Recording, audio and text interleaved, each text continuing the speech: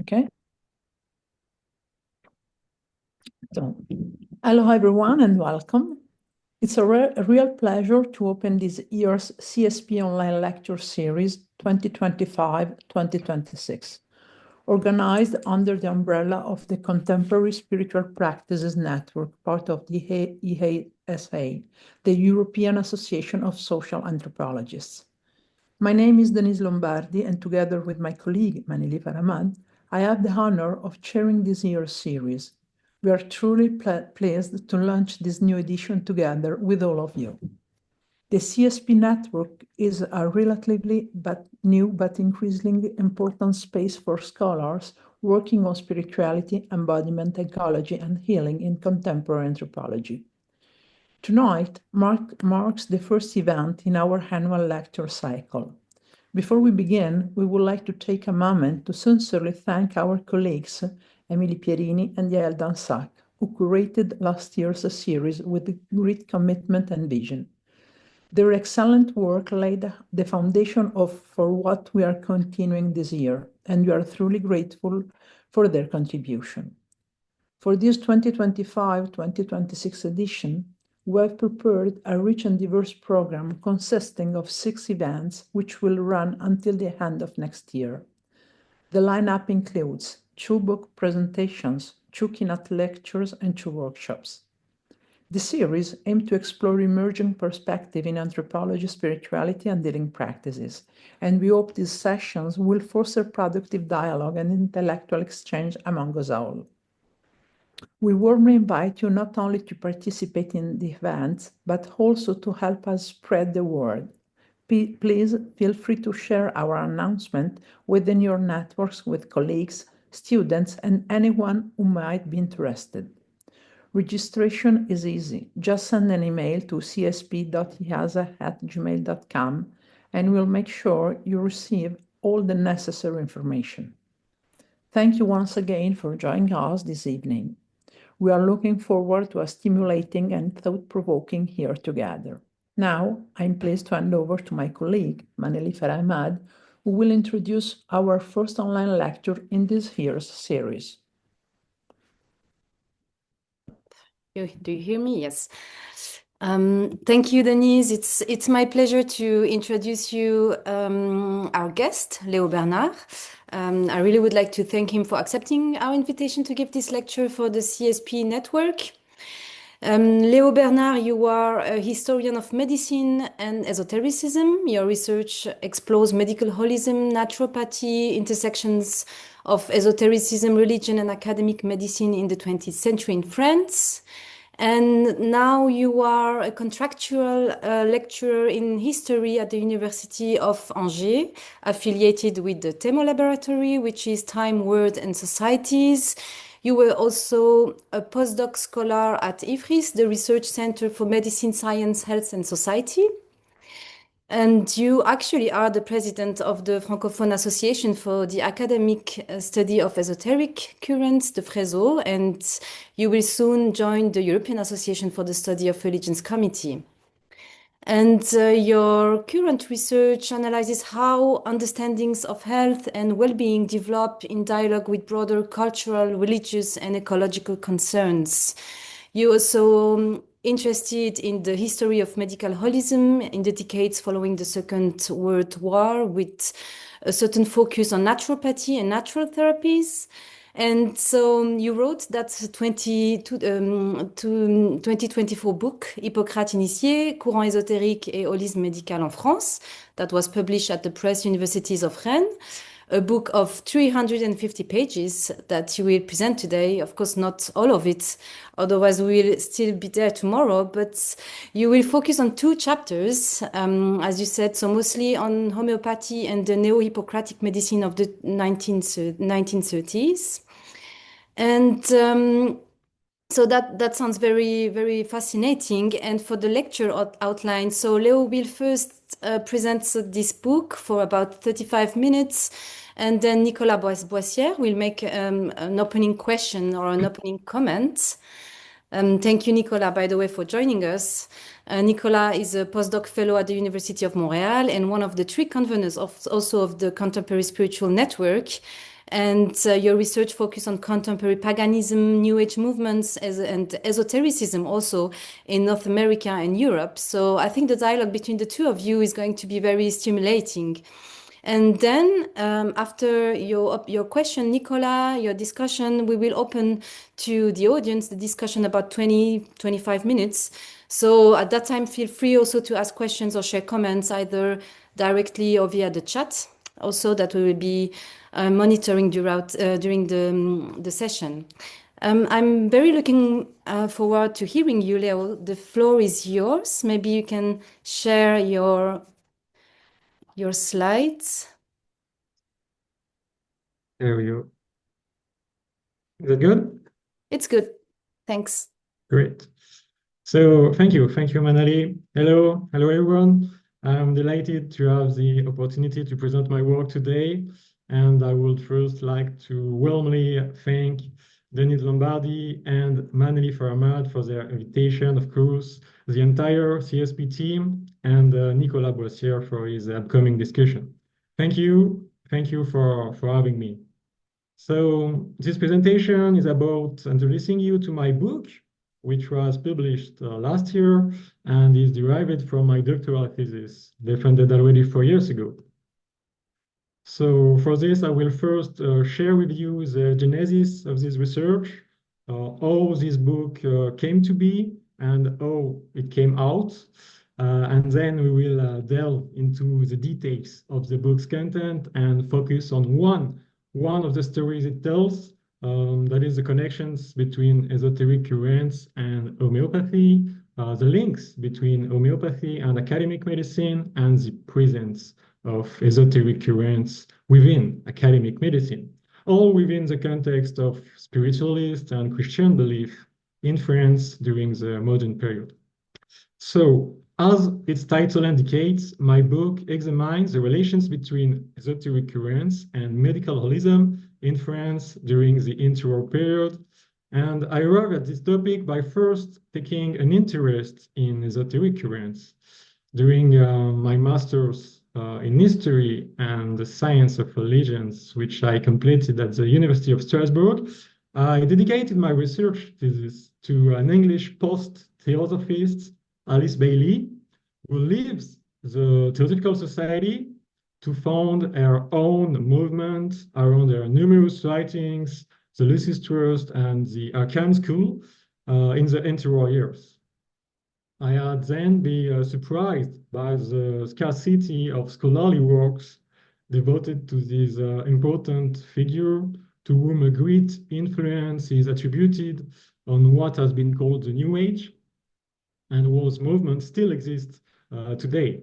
I realized that her case was not isolated, and that the same observation could be applied to most figures of the esoteric corpus, which have nevertheless attracted attention, renewed attention from academic historians gathered in an association named ESWE, the European Society for the Study of Western Esotericism. Among these historians, Walter Hanegraaff stands out for his significant historiographical output, in particular with Esotericism and the Academy, a book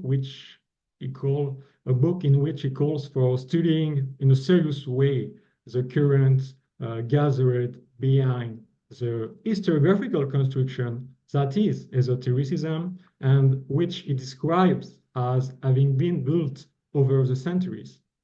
He notably talks about a waste basket category of exclusion, which contain everything now seen as incompatible with this enchanted worldview grounded in science and rationality. However, Hanegraaff insists on the fact that this category has also been reified as a positive counter-tradition of enchantment or re-enchantment by some individuals, including Antoine Febvre, who is and was the founding father of the field of study of Western esotericism. In fact, there is no such thing as esotericism.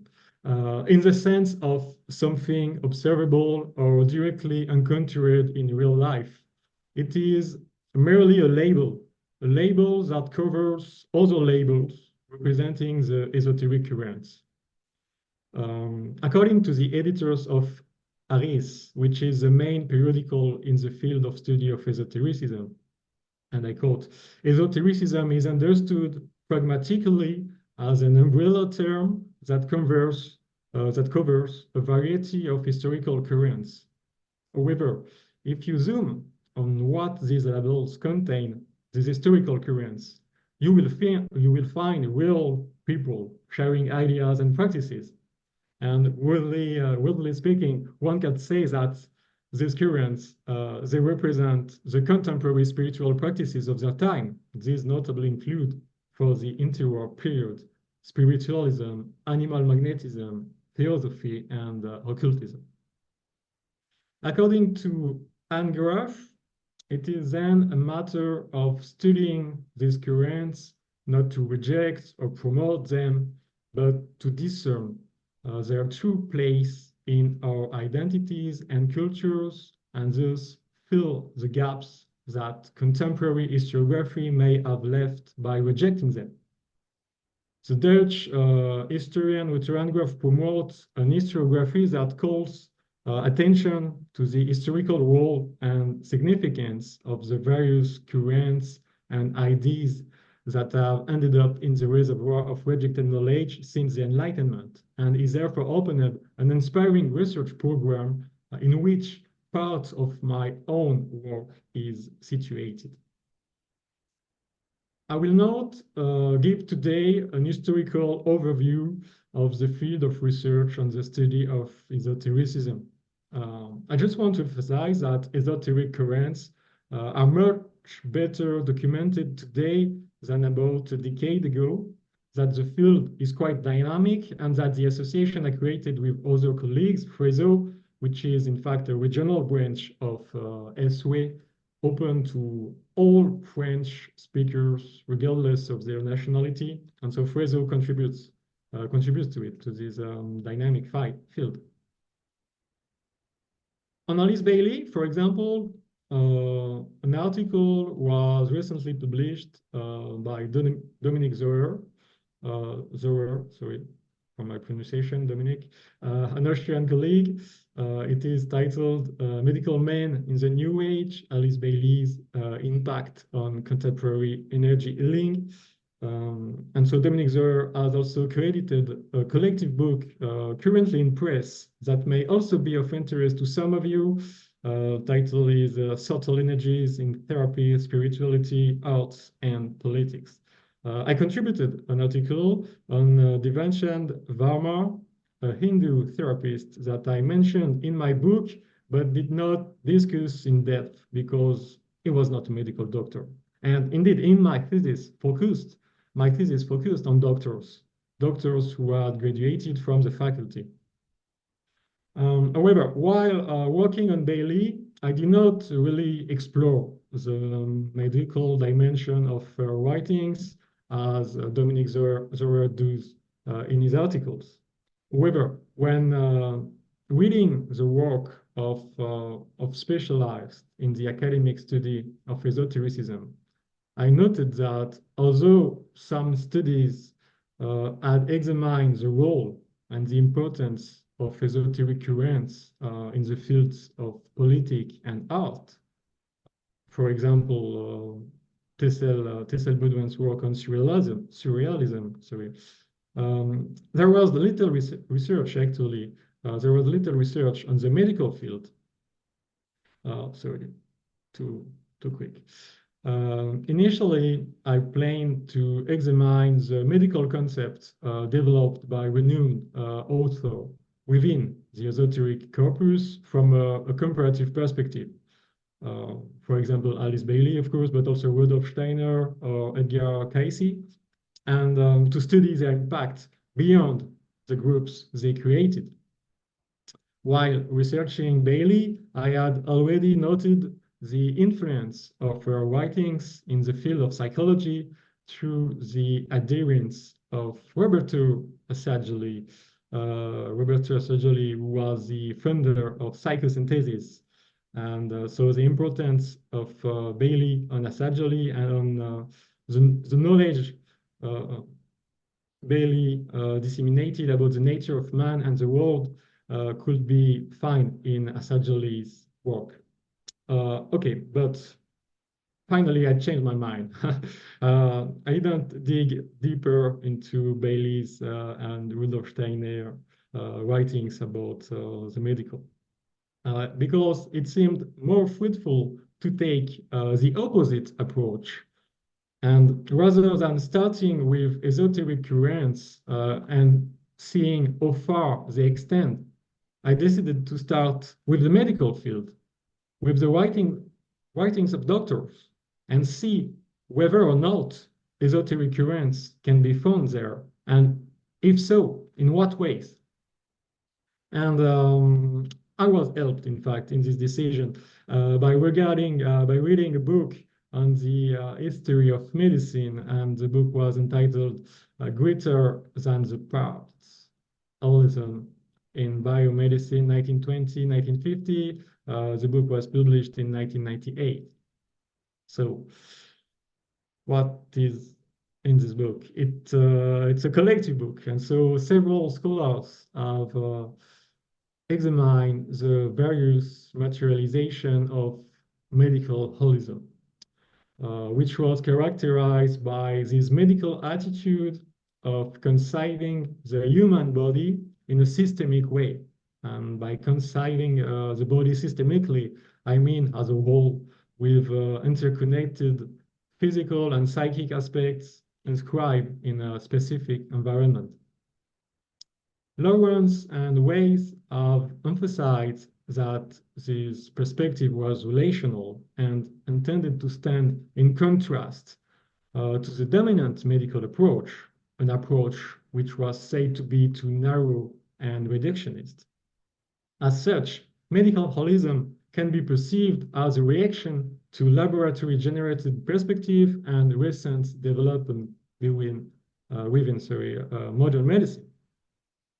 Authors in Greater Than the Parts mainly focus on relatively well-known medical figures, most of them belonging to the academic medicine of their time by virtue of their position or audience. One of the main arguments of the book is to emphasize that many physicians within mainstream medicine attempted to resist what they saw as reductionism and excessive reliance on technology.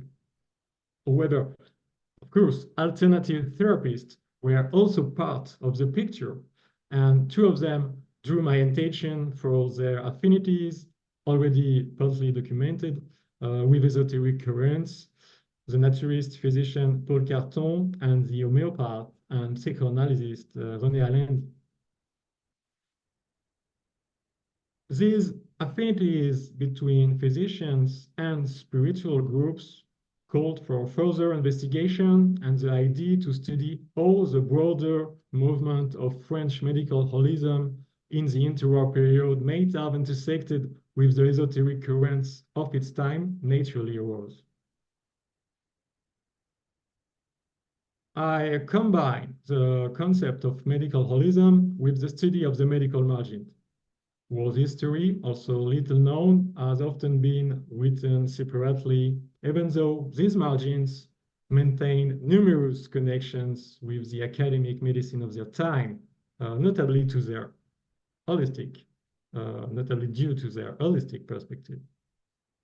I therefore divided the milieu of French medical holism in the interwar period into four major components. First, medical naturism, that is to say, the medical dimension of the life reform movement. Second, homeopathy. Third, reflexotherapy. And fourth, the various holistic aspects of the academic medicine of the time. That is to say, endocrinology, neurology, psychotherapy, morphology, etc., you name it.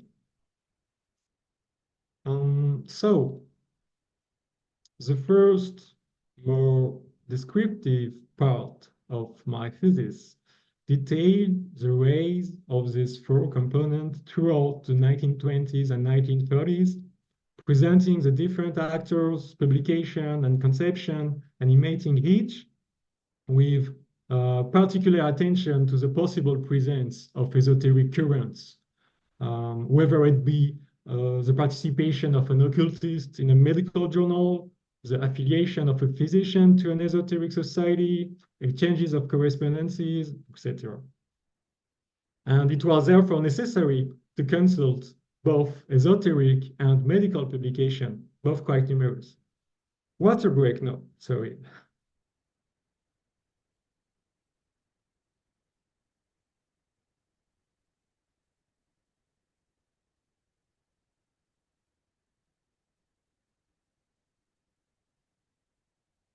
Sorry, I was sick during the last few days, so I hope I will succeed to read my text, my paper until the end. So that was for the first part.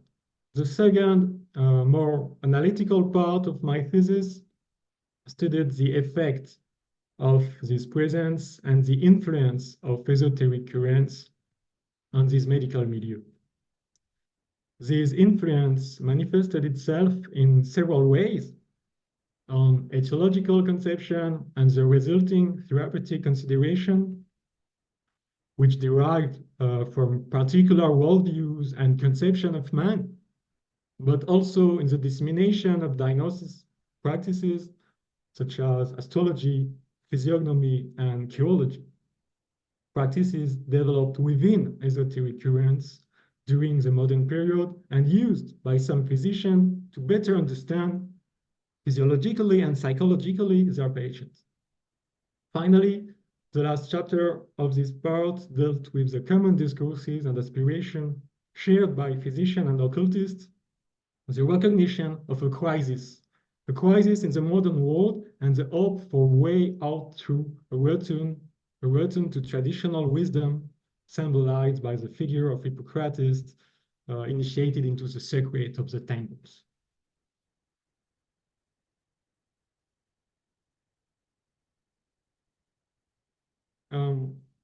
The book from which my thesis is drawn had to conform to a major constraint, which you surely know if you have ever dealt with a publishing house. The text had to be cut in half. I therefore had to revise the entire structure of my work. And the two main parts, they were abandoned. I kept only the structure of the first part, divided into 4 major chapters, and I added one or more subsections to each chapter to illustrate the consequences of the social presence of esoteric currents for medical ideas and practices. I diluted the second part of my thesis to retain what I considered to be the main strength of my work, the reconstruction of a dynamic medical landscape animated by many now forgotten physicians carrying varied physical medical conception. For the first chapter devoted to medical naturism, I emphasize the vitalist and magnetic perception of naturist practices, whether vegetarian diet, sunbathing, work on the psyche, and breathing. For the second chapter concerning homeopathy, I mentioned the importance of physiognomy and chirology in the practices of these physicians. For the third, on reflexotherapies, I highlight affinities with animal magnetism, the study of radiation and astrology, while for the last, focused on academic medicine. I concentrated on spiritual belief and the political dimension attributed to medicine by this generally well-recognized physician. Today, I do not have time to detail everything, so I will select elements from chapter 2 and 4 to tell you a story, that will give a more exact overview of the content of my work. So let me tell you the story of Léon Vanier. Second water break.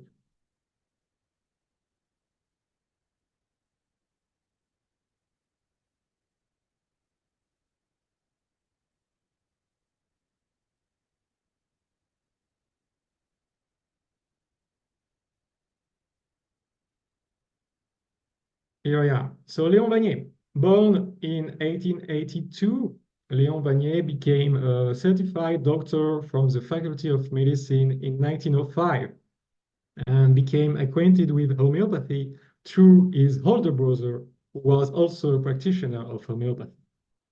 Just a quick reminder, homeopathy is a therapeutic method which received its name from its founder, Samuel Hahnemann, at the very end of the 18th century. Beyond the diversity of homeopathic practices, it is grounded on a single principle, the law of similars. Like cures like, symptoms which result from exposure to a substance in high doses may be cured when this substance is administered in small or even infinitesimal doses. The practice of homeopathy first appeared in France around the year 1830, and the network of physicians rapidly arose, although homeopathy was condemned by the French Academy of Medicine as early as 1835. Throughout the Belle Époque, however, homeopathy was on the wane. The number of homeopathic physicians was declining. On the contrary, the interwar period was a time of reawakening for homeopathy in France, mainly thanks to Léon Vanier, who published a journal entitled L'Homéopathie Française and established both a society and a pharmaceutical laboratory. He organized many conferences, wrote several books and articles in mainstream medical periodicals, while also training doctors in homeopathy. He also developed his own vision and doctrine of homeopathy. His approach was based on the knowledge of the human type defined as, I quote, the set of characteristics of the human being, psychic, dynamic, and physical potential that manifest externally as an embossed imprint, end of quote. According to him, morbid reaction always occur in accordance with a determined type or temperament, which explain why the observation of the patient becomes fundamental. By analyzing the patient's physical appearance, the physician must be able to define the type of the person he observes and the corresponding homeopathic remedy. According to Vanier, it is in the emphasis he places on human types and temperament that his practice differs from his fellow homeopaths. Several decades ago, however, another man was advocating a rather similar kind of homeopathy. According to homeopath Dr. Giraud, also known as Papus, the most famous French occultist of the time, I quote Giraud more exactly. A remedy will act differently depending on the living terrain on which it is intended to act. The knowledge of the various human terrain constitutes the science of temperament, and the relationship of the remedy to the temperament is one of the main characteristics of hermetic homeopathy. Papus and the occultists did much to popularize physiognomy, chirology, and the knowledge of the human type and temperament through the examination of body and facial shapes at the end of the 19th century. And it is not surprising to see Papus incorporate this practice into his medical work in the hermetic homeopathy he advocates. Just as it proves useful to the occultist and magician to better understand their interlocutors in order to exert influence over them and the course of events, physiognomy and the knowledge of types prove useful to the physician in making diagnosis and refining prescription. The direct influence of Papus on Vanier, however, has not been attested by sources such as exchanged letters, unlike the influence of the family on his knowledge of human types. Indeed, Léon Vanier's classification of the different human types directly draws from the views and works of two Christian esotericists with whom he collaborated, Dr. Henri Fabre and his daughter, Céline Bessonnet-Fabre. Let me introduce them to you. Henri Fabre was well acquainted with the first generation of occultists such as Eliphas Lévy, Louis Lucas, and Adolphe Desbarreaux. And his use of physiognomy is well documented. Articles issued in popular periodicals evoked his popularity in Parisian artistic circles and his divinatory skills in determining the types of those who submitted to his examination in front of live audience.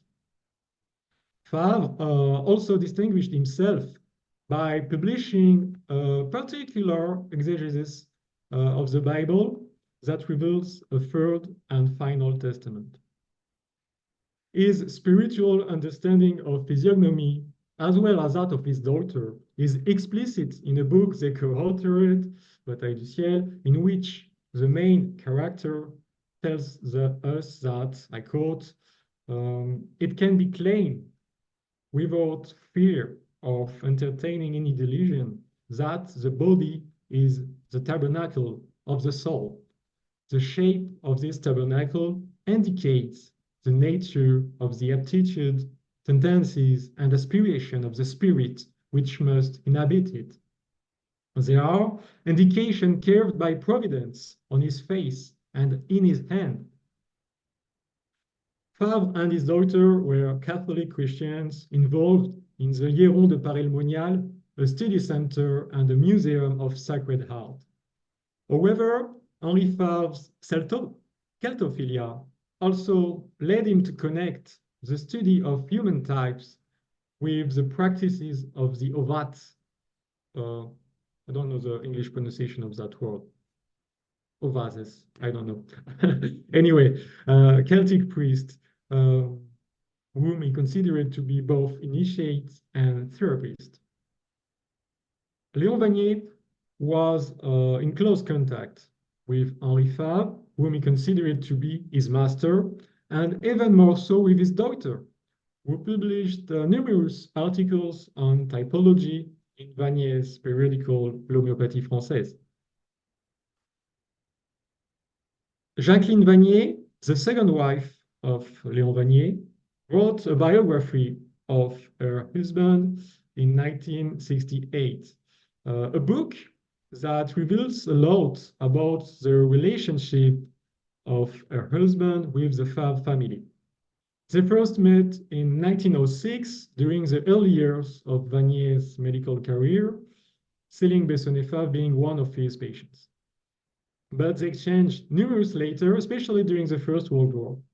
For example, in a letter to Vanier dated September 18, 1915, Bessonnet-Fabre wrote, I quote, so you have the original French sentences on the slide.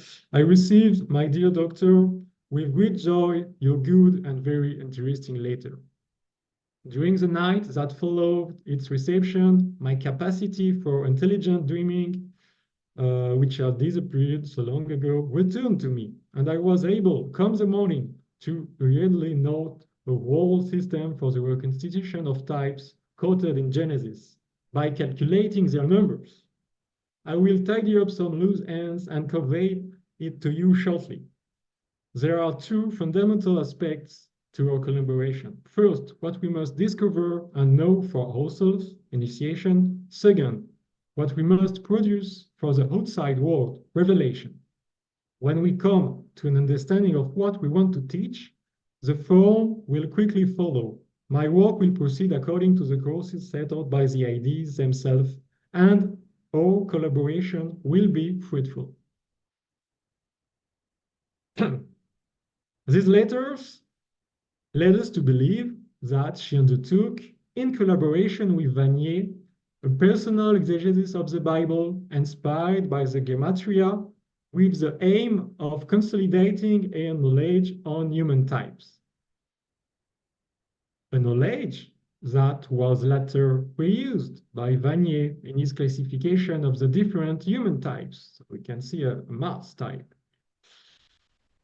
In sum, these exchanges furnish an ambiguous evidence of the connection that existed between esoteric currents and homeopathic medicine at that time. However, not all homeopaths shared Léon Vanier's vision and doctrine. Controversy may have arisen, as was the case at the turn of the year 1932. The last book of Léon Vanier was criticized by a faculty professor in the most widely read French medical periodical of the interwar period. Interestingly, several homeopaths joined the controversy to point out that Léon Vanier's homeopathy was personal and did not reflect the views of other homeopaths.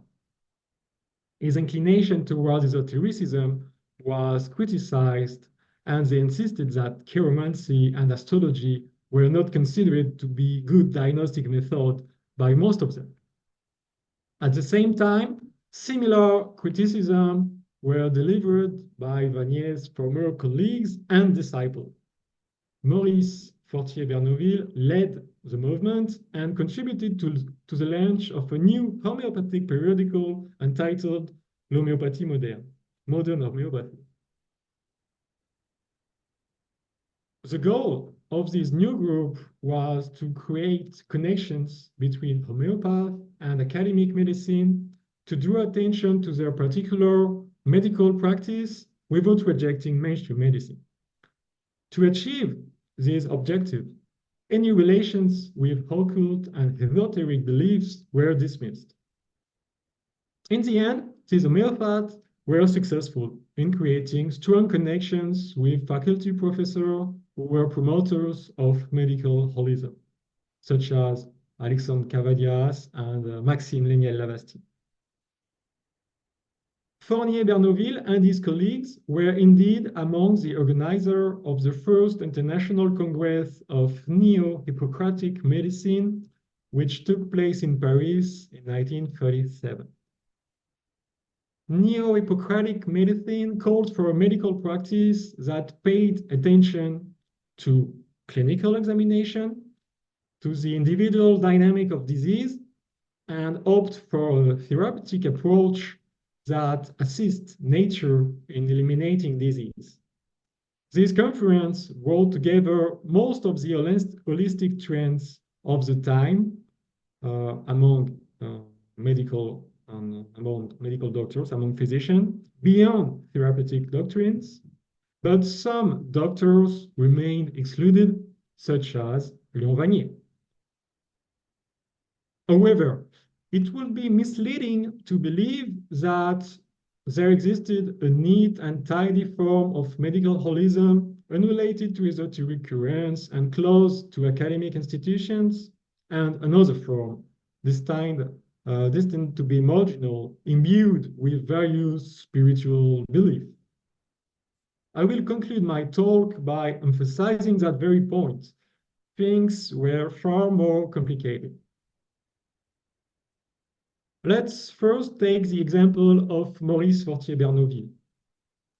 The man defended a scientific homeopathy that severed ties with any esotericism, but at the same time was a devout Catholic described as a great believer in his obituary.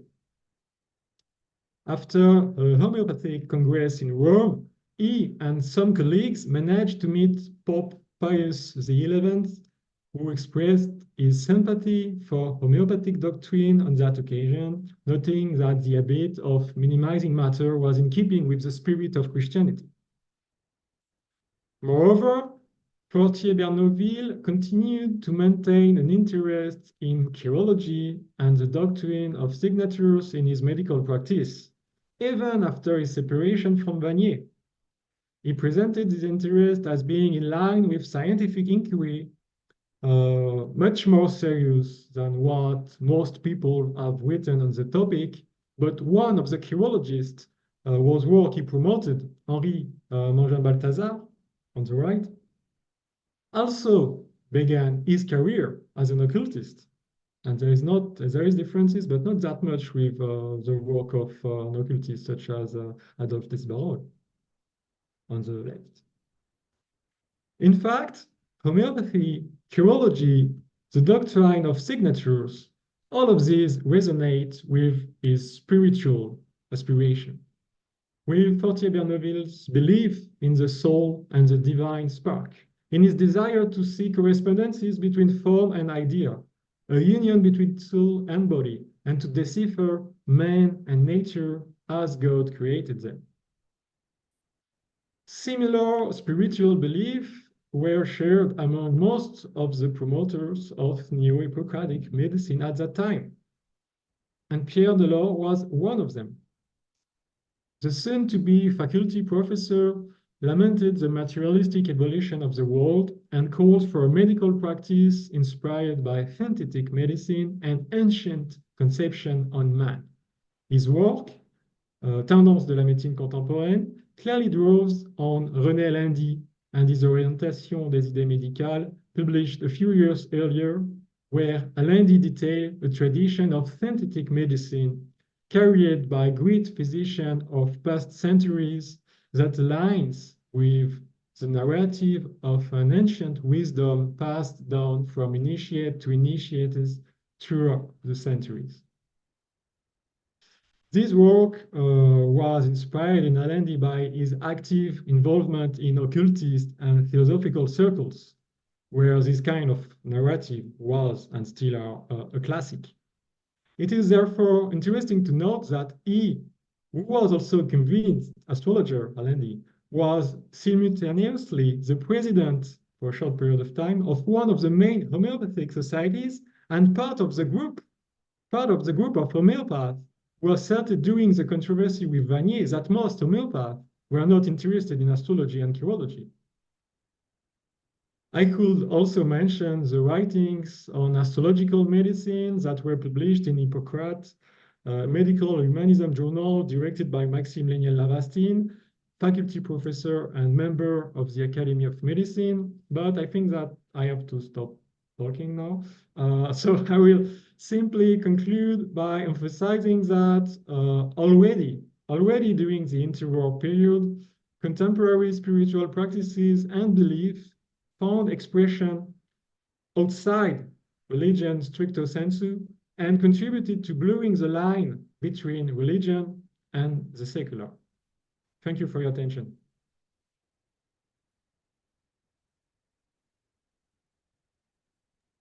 Thank you very much, Leo. That was very interesting, and we still have quite a lot of time to discuss, so this is very nice. Many thanks. And so, Nicolas, would you like to, I don't know, would you have to, like a question? Do you have a comment on anything? Yes, thank you so much, Leo, first of all, for your presentation.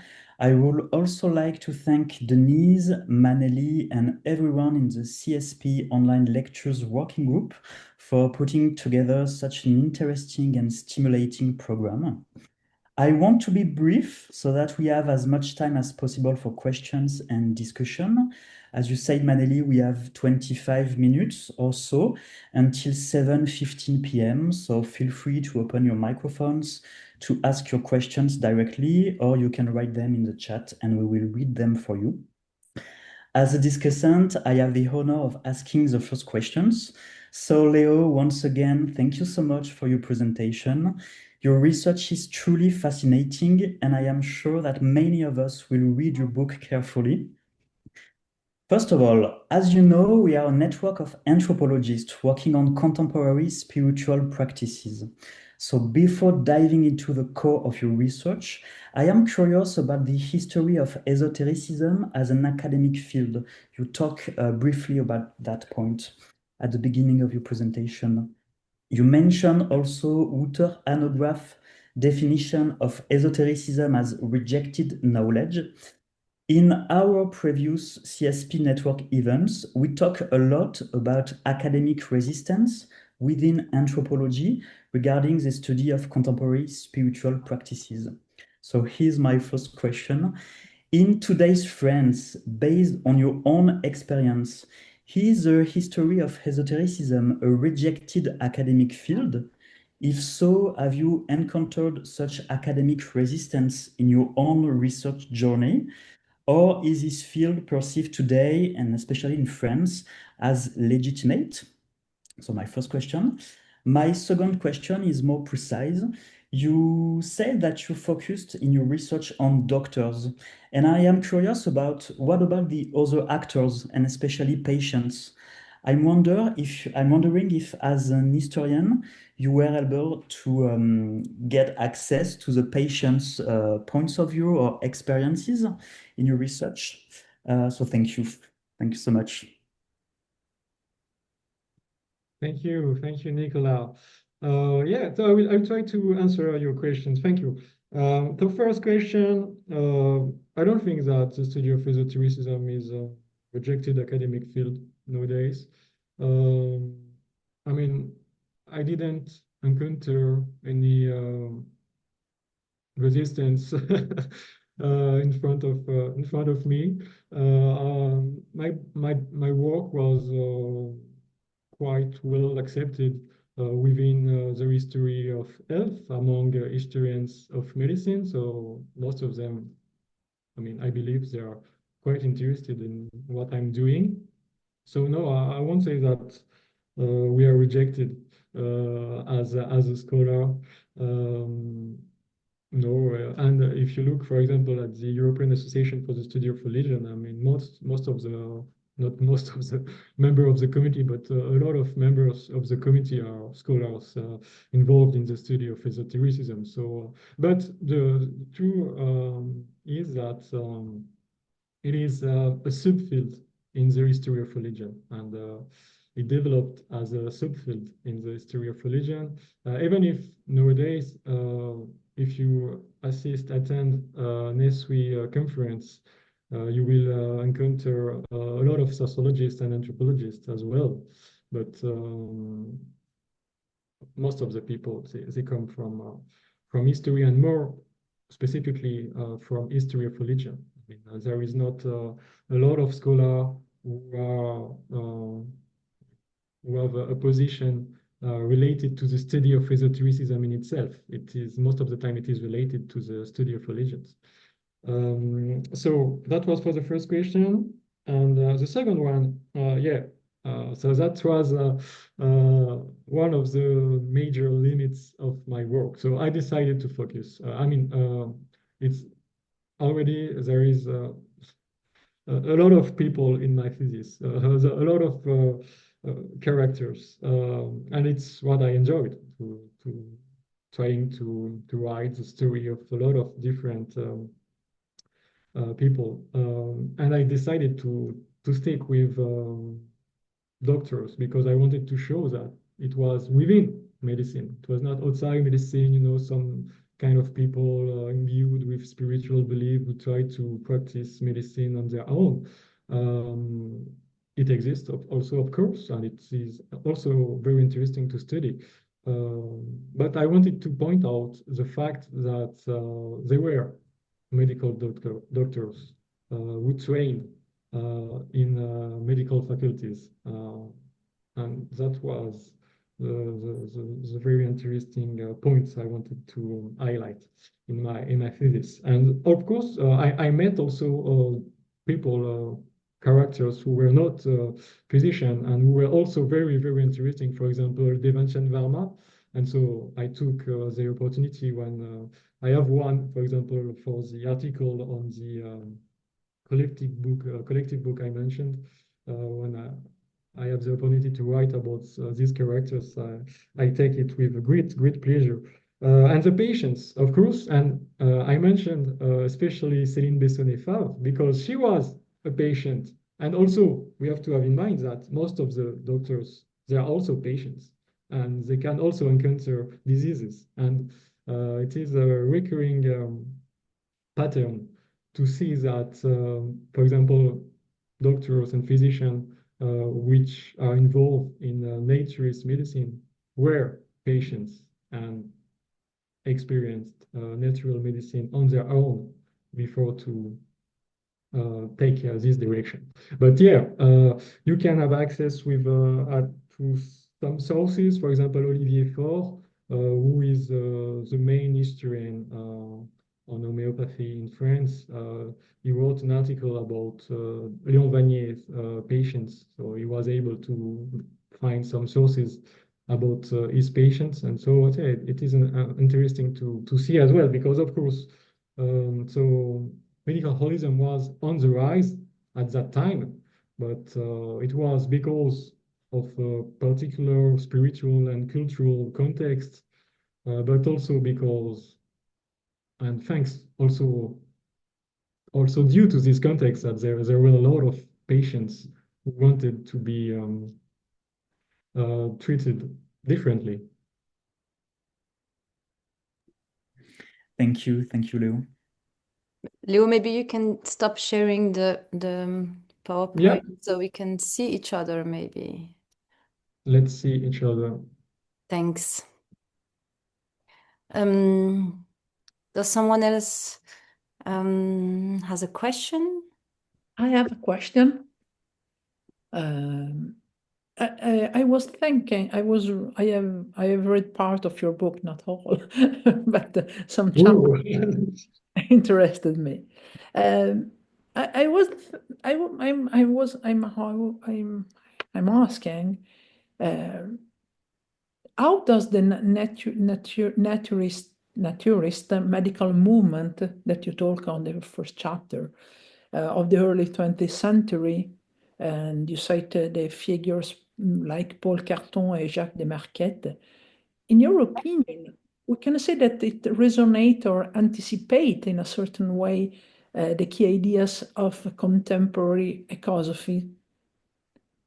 I know that you're an historian, so you look on the past, but I'm very interested in the link between what it was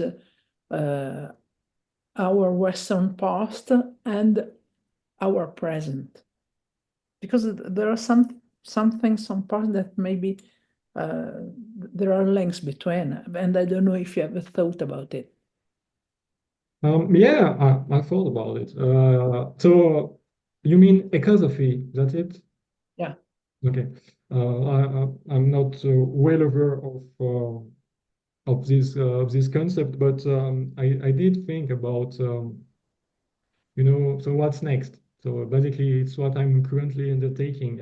I'm looking at what was happening in the 1950s and the 1960s, and I hope to be able to go until today at some point. But it's a collaborative and interdisciplinary approach. Of course, I'm really curious about what my fellow colleagues in sociology and anthropology could write, and of course, you can see some patterns between these people and people of today.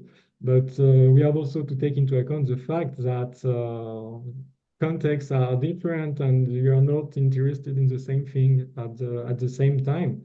But for example, I try to establish connections between naturist medicine and the ecology movement. Is something which interests me because there is connections, in the 1950s, you have a whole range of naturist therapists who called for renewed attention to the environment and nature. They engage against some different kind of pollution. And so, of course, there were also a spiritual dimension on these around these fights, but it's still something which has to be written. Okay. Thanks, Leo. There is a question. There is an interesting question on the chat from Geraldine Mossière. Maybe I can read it. Thanks for the conference. I have to, no, it's thank you for this fascinating research. I was wondering whether you have particular thoughts on the relationship between psychologists and more specifically psychoanalysis like Reich and esotericism during the interwar period. Maybe we have to read even the second question from Bianca because she has to leave. Bianca, You want to read it? thank you for the conference. I have to leave before the end of discussions, but I have a question. You mentioned that some parts of the thesis had been cut in the book as a demand for the publisher.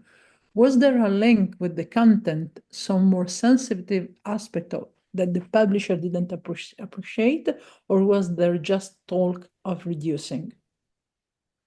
I will start with the easy question, the last one.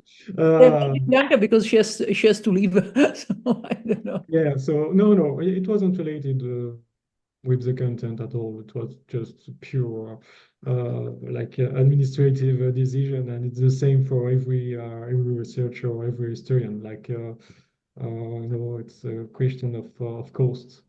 That's it.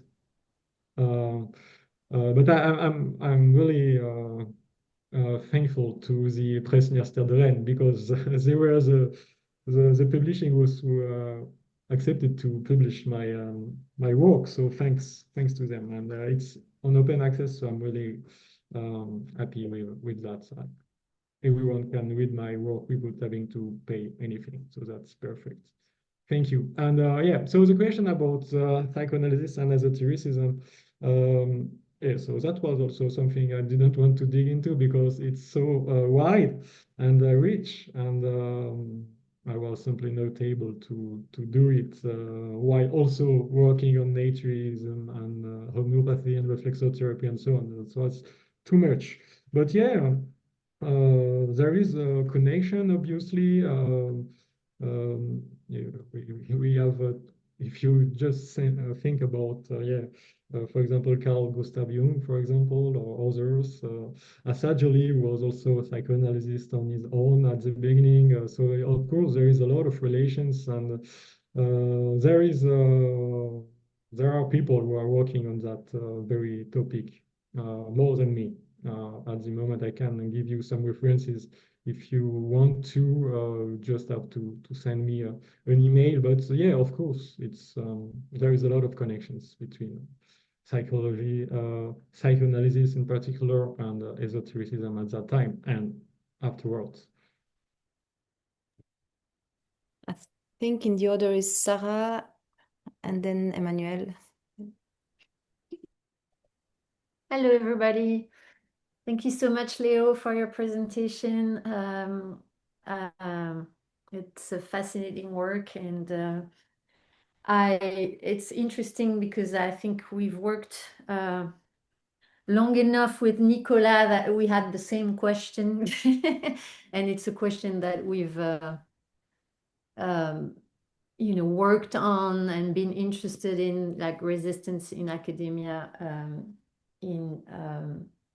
within this network. So, but you can tell by the question that Nicolas asked you and Bianca that this resistance it seems to be much more vivid and like an obstacle, an experience among anthropologists than it is among historians. So, but my question has to do with, I know that you've been focusing on your work is on France, but I was wondering if in your book you talk about the transnational dynamics at stake throughout different like the circulation of holism and the interconnection within like transnational movements. So beyond France, these different currents, how are they integrated into a broader, more like international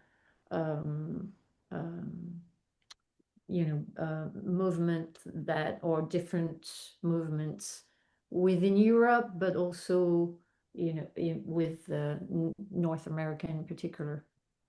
Thank you. Yeah, thank you, Sarah, for this question. So yeah, in my thesis, I decided to focus on France, but in fact, it's not just about France, because you cannot just focus on France when you are working with peoples and ideas such as this one.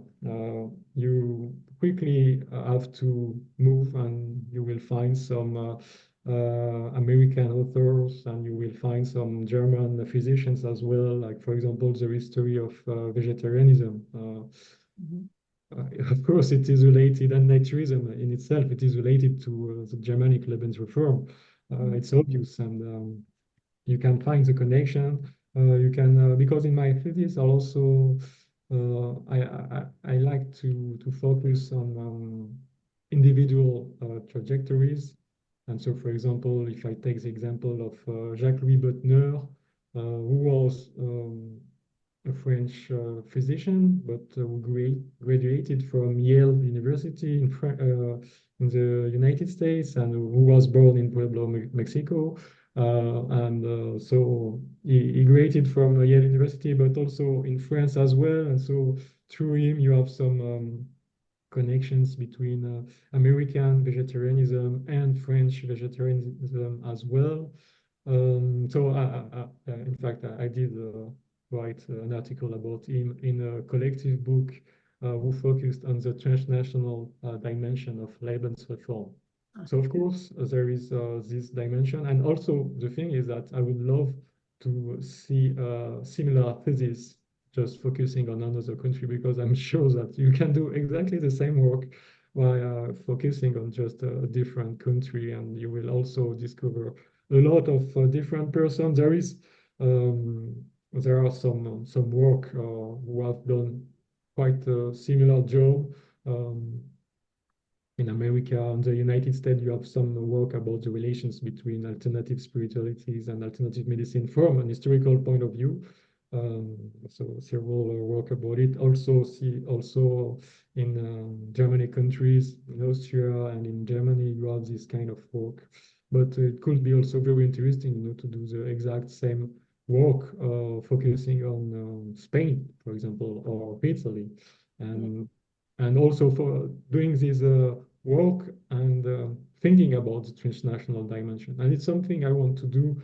So nowadays I'm working on naturopathy, and I want to write this history, like the history of French naturopathy, but with a transnational approach, because naturopathy, so that was modeled by a German in the United States, and it spread in a lot of different countries. And you have also, the interesting thing is that, like, you have a particular identity in each country. Like, French naturopathy is not the same that German naturopathy, and so on. You have similarities, of course, but also differences. And I think it's really fascinating because thanks to this kind of topic, you can enter into a national cultural context and also see the exchanges between the countries. So yeah, it's really fascinating topic. And if I may ask just something related to that, Mhm. is that okay, Manéli and Denise? Yeah, just maybe you've seen some key places of encounters that are like major in these transnational connections, like regular meetings or workshops, or there is the Congress, obviously, but that happen in different places, and where people actually get to meet and connect, and as a result, broaden their network. So yes, there are of course medical congress, and if you think about homeopathy congress, like there is they were in Roma, and so obviously they met with German colleagues and Italian colleagues as well. But the thing is that with homeopathy, it's quite different because you have like a structure, you have association about homeopathy. With naturist medicine, it's more complicated. It's more like individual initiative, and so you have an association around one person or one periodical, but it's not really like a gathering of different physicians trying to think collectively. That's different. And for example, reflexotherapies, you have no, you don't have any organization. You don't have any society, the reflexotherapy in France. You have one in Spain, for example, but not in France. So yeah, we can think about these events like medical congress, but it's not working with every kind of alternative holistic medicine. And yes, we have to think about other events, but also the thing is, like for example, with Lebensreform, for example, the Theosophical Society, uh, they are just like homeopathy. They are organized. They are organizing congress. There is different society which are exchanges, letters which are exchanging papers or calls and so on. So you have this kind of really structured transnational network with the Theosophical Society, for example. And we can think that it is through this kind of organized network that you can also have connections between naturists who were also theosophists, of course. Even if, of course, not every naturist was a theosophist, but no, there you can use this kind of network, maybe. Leo, So I'm the bad one, but we have Manuel and even a question on the chat from Nicole Montankeller. Thanks a lot for your presentation. Did you trace which network, specific occult circle or fraternities or brotherhood the practitioner belong to? That it is close to the question in a certain way, or Sarah? yeah, for example, of course. But we still have Emmanuel that. Okay.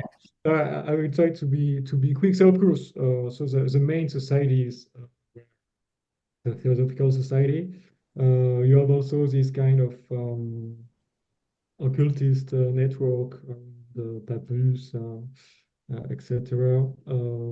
I tried to be specific and to mention the groups or the association the physician were part of, but most of the time they weren't part of a particular association, but they were in relations with people who were, they were reading people who were part of such organization and circles. Emmanuel, you had maybe a short question because it's almost time to stop the. Yes, it's short. Thank you. My first question was actually related a bit to the one of Sarah and about the academic resistance. I was wondering if you think, Leo, that the difference between the lesser resistance with the historian would be because they are studies about the past, and while anthropologists studies actual present beliefs that leads to action, and that would make a difference maybe for the academic. That was just an idea. And if you prefer to go to another thing, it would be this thing of patient and doctors. The patient expertise. I was amazed that at that time already, the patient would feel like having been a patient is enough to have an expertise. One or the other. I will take the first one. Yeah, maybe. You know, like the field of history is also quite large, and so you have ancient, you have medieval, you have early modern, and you have modern history. And of course, it's also maybe more accepted to work on esotericism when you are working on ancient, medieval, and early modern history. I mean, it's not even a question, you know, to work on astrology during the Middle Ages. It's common. I mean, it was part of the mainstream knowledge of the time, so it's really common to work on this kind of topic when you are working on medieval history, so that's not a problem. It's true that it's more complicated for recent groups and association, and it's also difficult. It was difficult at some point within the field of study of esotericism in itself, because, for example, if you read the writings of Antoine Febvre, for example, like not everything was not esotericism. It was very specific, you know. It was a certain form of thought and some kind of, you know, spiritual alternative spiritualities of the 1960s and 1970s. They were not all of them were recognized as part of esotericism. Some of them were recognized, but more like the neo-Martinist groups and so on. But not all of them were recognized as belonging to the field. And it's still a topic among some historians. So maybe it's more difficult to work on very recent and even contemporary practices and beliefs. But I'm not an expert, you know, on the field of anthropology and so on. So it's difficult to me. It's difficult for me, you know, to have a proper vision, proper opinion on this matter. Thanks a Okay. lot. Thank you. Okay. So maybe, and I know it is quite early in Canada now, it's the afternoon, but here it's quite late. So maybe we can finish there. And so thank you very much, Leo. It was so fascinating. Thank you also, Nicolas, for the questions, and for all of you for being there. And the next lecture would be the 27th of January. It will be given by Sarah Pike, Wildfire Spirituality, Ritual Creativity After Disaster. That's the title of her lecture. And so it will be also online, the same schedule. So thank you very much. And also we recorded that lecture, and it will be for the replay. I think, Nicola, it will be online on YouTube, right? Or something. Yeah. Yeah, absolutely. Yeah. Okay. Thank you once Thank again. you. See Thank you you. soon. Thank you, Leo. Thank you. Bye. Thank you Bye. very much. Thank Thank you, Leo. Bye. Thank you. Well, it was nice seeing you.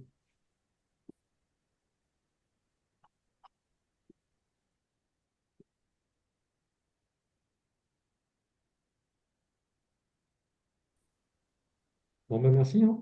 Je crois que ça enregistre encore, mais... D'accord. Bon, Alors, super. hop. Léo, bon, c'est bien passé.